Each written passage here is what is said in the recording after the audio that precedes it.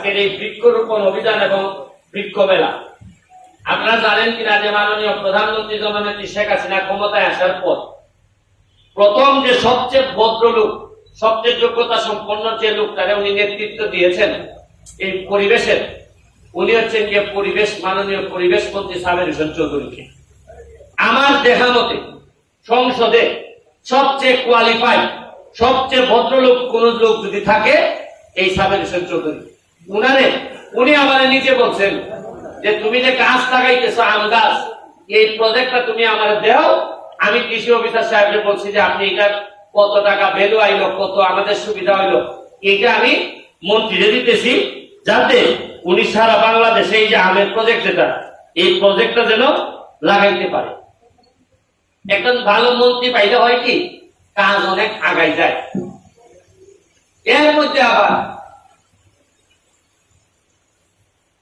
ইটারের মধ্যে এই মন্ত্রণালয়ের মধ্যেও কথা আছে। খালি যে সোনারঘাট খোটা, এটা মাটির নিচে কাগজেছে, উপরেটা না। ইটার মধ্যে কথা আছে, খটায় আবার ওই মন্ত্রীদের বেশি আগাইতে দেয় না। ইটো আমি জানি, এটার ব্যাপারে আমি মামলাও করছি একটা। এই কেনেরও কথা, এই হিসাবে আমার 3টা কথা মানন লাগে। একটা গাছের উপরে, একটা সোনারঘাটের মাধবপুরের মাটির উপরে, আপনার মন্ত্রীদের কথা যে দেখায় ইটারও খাওয়ান লাগতেছে। আমার 3টা কথা এক জায়গায় ফলন লাগতেছে।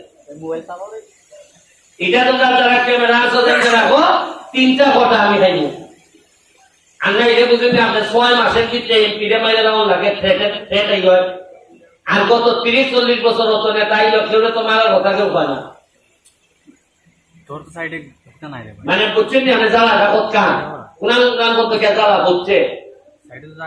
যাই হোক, আমি আপনারা